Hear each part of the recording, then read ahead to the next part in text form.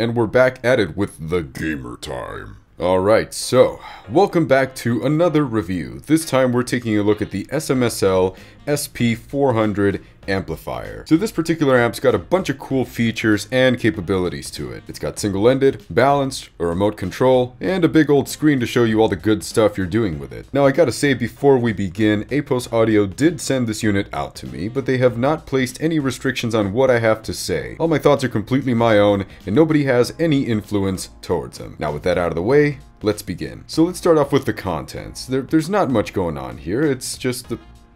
Look at that fly. There's a big old fly just chasing me, and it's been chasing me for like the past hour. It's driving me insane. So as far as the contents are concerned, there's not much going on here. It's just the basics. You get the unit itself, obviously. You get the AC cable, a remote control, the manual, and the warranty itself. Pretty straightforward. Now let's go ahead and jump into the build and I/O. So if you watched my video on the M400, in other words the DAC that corresponds to this amp, expect the exact same thing here. The sides of the body are pure steel and feel sturdy as heck. The top of the unit features a glass surface with the SMSL logo printed in green and a high-res sticker on the bottom left corner relative to the top. As far as the I/O concerned, it does feature a few unique characteristics. On the front of the unit, you'll see that interesting screen I mentioned at the beginning of this video. Just like the M400 screen, it's beautiful if you plan on viewing it like a normal human being. If you choose to stare at it like a Game Boy Color screen on a nighttime road trip,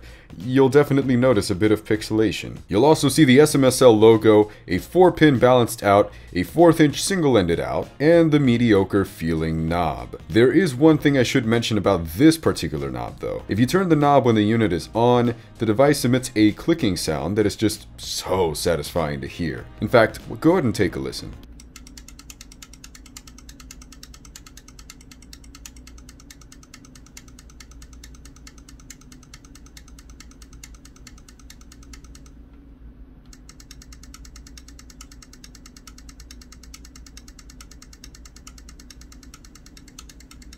Now on the rear of the unit, you've got a decent I/O selection. You've got a pair of RCA ins, a pair of XLR ins, a pair of XLR outs, and the AC port. Notice I said decent selection.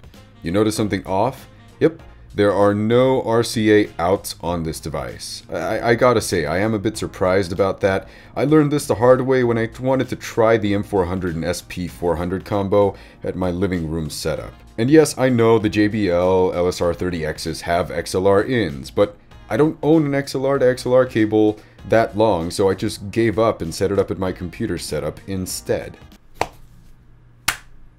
Holy shit. Hey, check it out! I caught the little bugger. Look at you. Take a good look at this guy, because I'm about to flush him.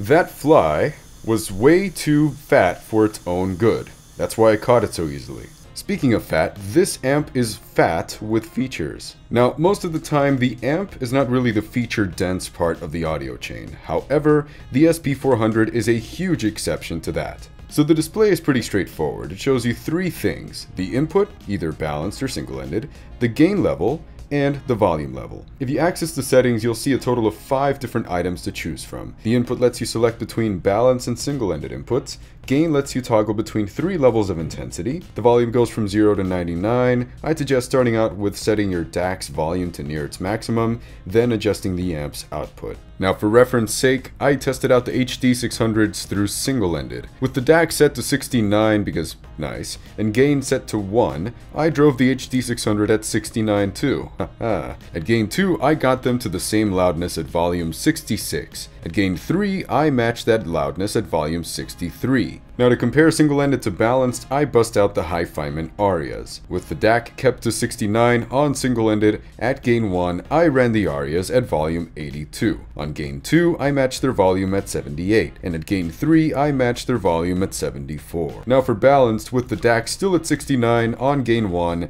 I ran the Arias at volume 64, On gain 2, I match their volume at 59, and at gain 3, I match their volume at 54. Brightness lets you see the screen's brightness, and version lets you see what version the system is running. Volume mode allows you to toggle between two settings. Remember that clicking sound? By choosing disable, the relay will jump with your volume adjustments step by step. But if you feel like conserving that feedback to preserve the relay's lifespan, you can switch to enable. At this point, it will click far less often than it did before. So it's really just a matter of preference there.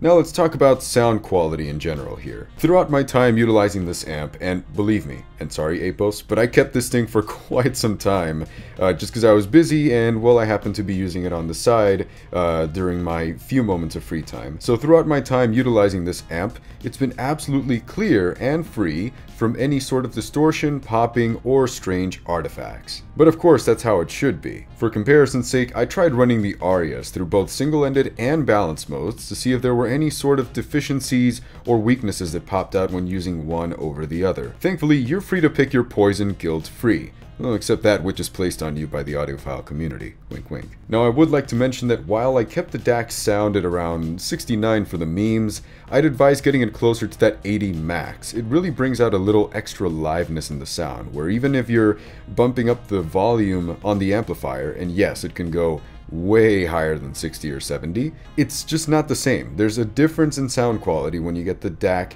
higher, closer to its maximum, and then adjust the amp.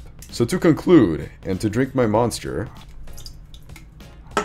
overall, I do like this amplifier. It's got a lot of things going for it, and at its price point, it definitely gets you a premium sound with premium features. Now, the one thing that kills it for me is that it doesn't have RCA outs. Like I said, my JBLs have XLR ins, so I could use that too, albeit it's just unnecessary for my current setup. They're just a couple of feet away from the DAC anyway, or the amp. If, however, I ever considered a higher-end living room setup or a monitoring studio type of situation where I needed that absolute clarity and professionalism and, you know, no doubts in my mind that I was receiving the absolute most pristine sound that I could possibly get, I think that this is definitely an awesome way to go about it. But hey, maybe that's exactly where you are right now. Maybe that step into the high end is exactly what you're looking for, including the higher end I/O, the higher end DAC chip, or, well, amplifier, relay system that's going on in here, all of that. So yeah, I definitely recommend this for those looking for that next step up in amplifier quality and features.